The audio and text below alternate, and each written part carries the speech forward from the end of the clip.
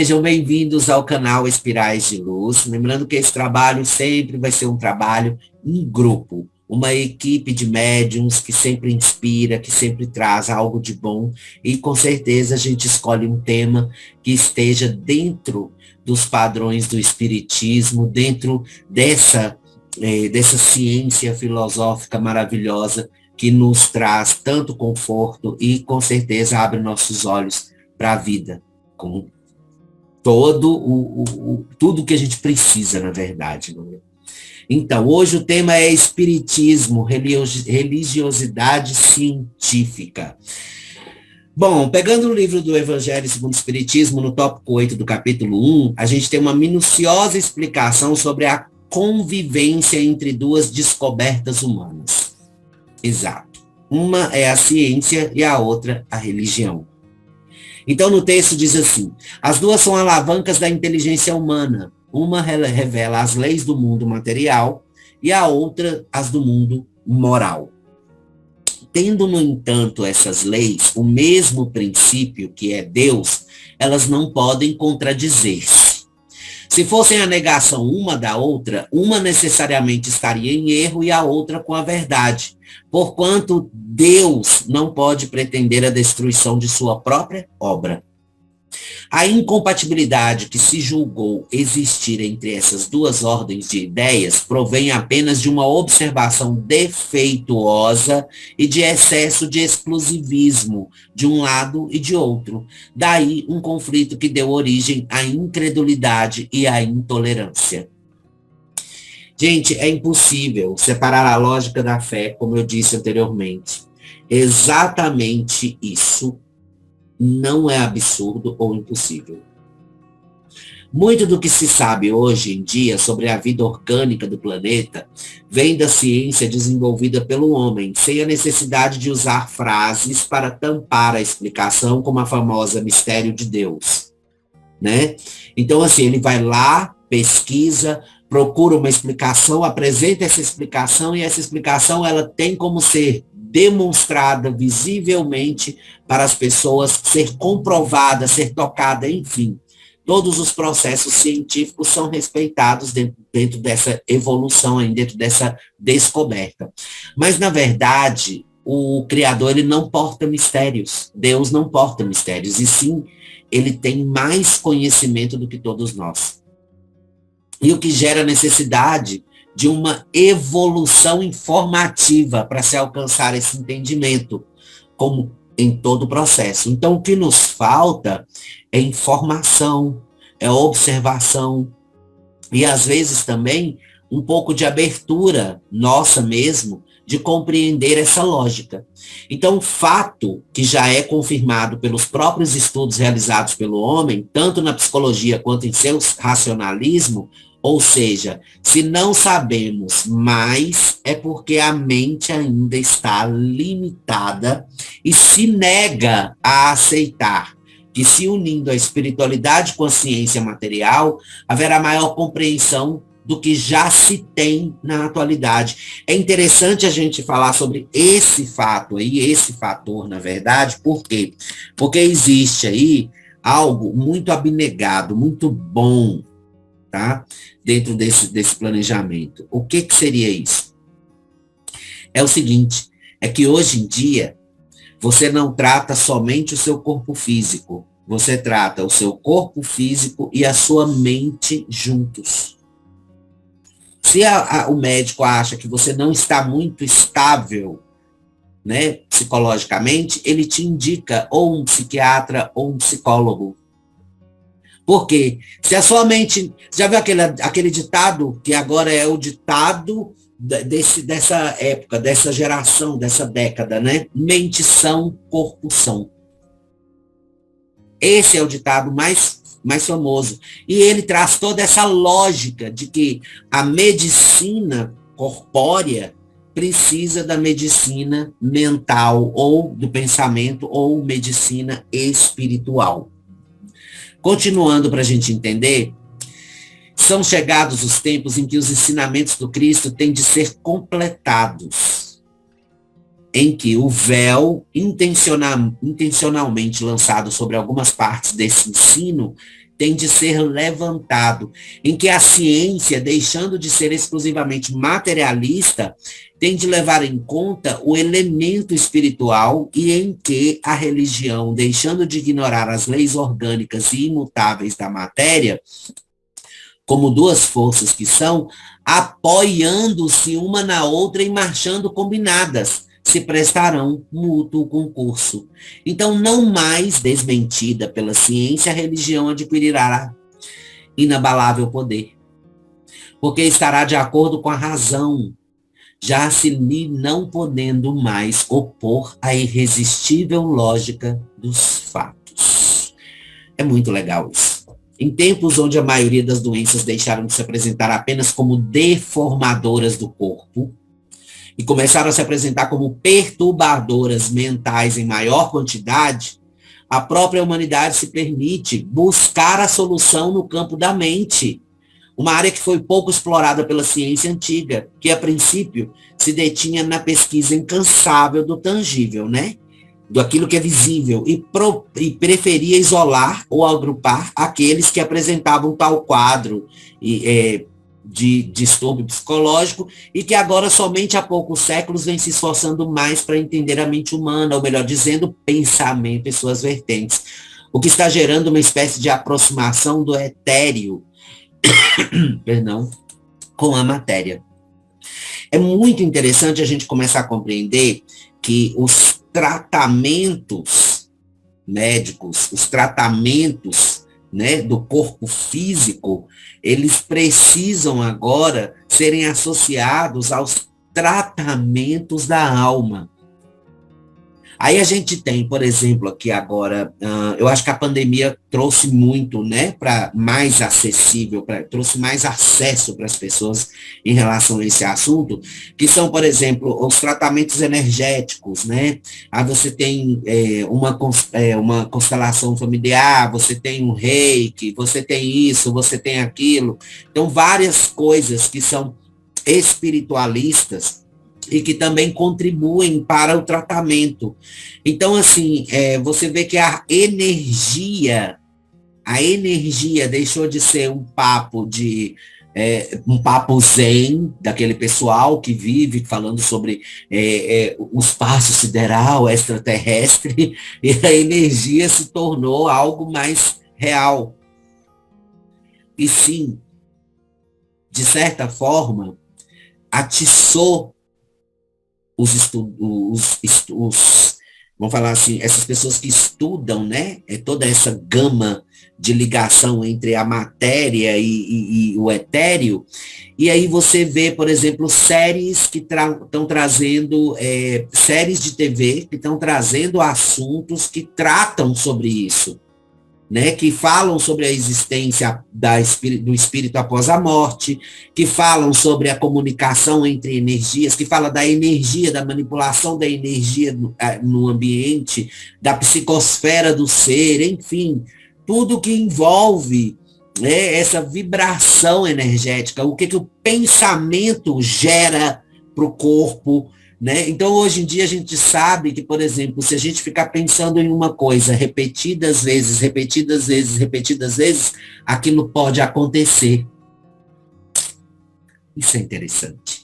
Isso indica que existe agora menos distância e mais proximidade entre a medicina e a religiosidade. Essa religiosidade representada pela fé cega, pela emanação de energia cerebral dessas pessoas que sentam, juntam as mãozinhas e rezam fervorosamente, louvam nas igrejas, enfim.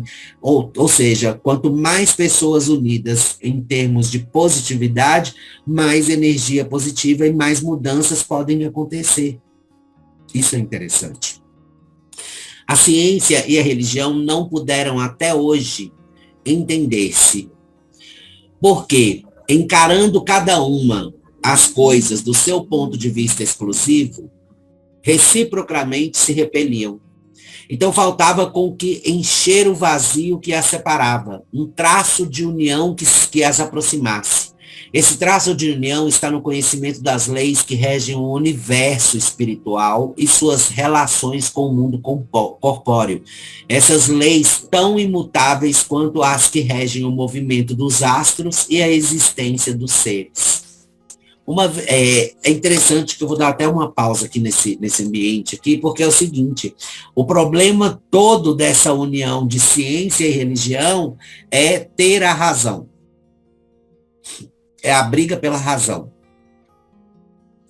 Eu quero que a razão está com a ciência. A razão está com a religião. Então você vê um religioso batendo de frente com um cientista, em que o religioso fala, você não tem como desafiar Deus. Aí o cientista vira e fala, comprova que Deus existe para mim, eu quero tocar nele. Entendeu isso? O que acontece? Todos os dois querem ter a razão e ninguém quer ter paz aqui na história. Querem um destruir ao outro. E aí chega um ponto que aparece uma pessoa que começa a unir. É uma pessoa que tem religiosidade, mas não questiona, e é uma pessoa que entende a ciência e tenta juntar a ciência com a religiosidade. E trabalha assim, e isso dá certo. Olha que louco, isso dá certo. O que antigamente gerava uma briga, uma guerra, uma confusão enorme, começa a dar certo. E essas pessoas começam a entender que são médiums. Por quê? Porque elas conseguem sentir essa energia que existe na espiritualidade e, ao mesmo tempo, conseguem sentir a energia que existe na matéria. Olha que legal. Isso é muito interessante. Uma vez comprovadas pela experiência essas relações, nova luz se fez. A fé dirigiu-se à razão. Esta nada encontrou de ilógico na fé. Vencido foi o materialismo. Mas nisso, como em tudo, há pessoas que ficam atrás, até serem arrastadas pelo movimento geral que as esmaga e se tentam resistir-lhe em vez de o acompanharem. E toda uma revolução que neste momento se opera e trabalha os espíritos, né, fica assim, tipo, para trás. Essa pessoa fica para trás, ela não vai. Então, após uma elaboração que durou mais de 18 séculos, chega ela à sua plena realização e vai marcar uma nova era na vida da humanidade. Fáceis são de prever as consequências, acarretará para as relações sociais inevitáveis modificações, às quais ninguém terá força para se opor, porque elas estão nos desígnios de Deus e derivam da lei do progresso, que é a lei de Deus. Deus, ele tem a lei do progresso. A lei do progresso, ela não é freável. Você não freia essa lei. Ela sempre vai estar caminhando para frente. Não retorna. Você não volta no passado, você não volta no tempo. Então, sem sombra de dúvidas, está aí a explicação para o aumento também de novos estudos e novas práticas científicas relacionadas à manipulação energética e mental. A fé não é mais apenas um ato cego de fervor ao Criador. Ela agora trabalha associada ao poder do pensamento, que pelas novas descobertas está cada vez mais unindo a essência à matéria. Isso é fantástico.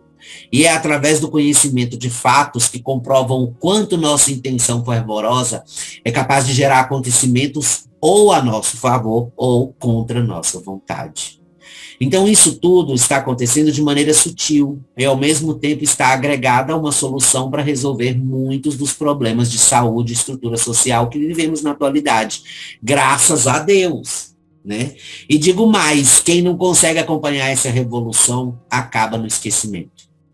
Não só como pessoa, mas como espírito. Né? O espírito que, por sua vez, após o desencarne, se vê à frente de um novo processo. Ele tem que estudar, mesmo no plano espiritual, para conseguir se alinhar com uma sociedade futura desprovida de falta de acesso ao conhecimento e, com certeza, mais informada e consciente de tudo que deve fazer, tanto para a autopreservação quanto para a continuidade da sua espécie. É o que Jesus diz: vai e instruí-vos. Porque a instrução, a informação é o primeiro passo para a evolução de um espírito. Ele cresce dali em diante. Ele salta, ele faz um salto. Pum. Ele evolui.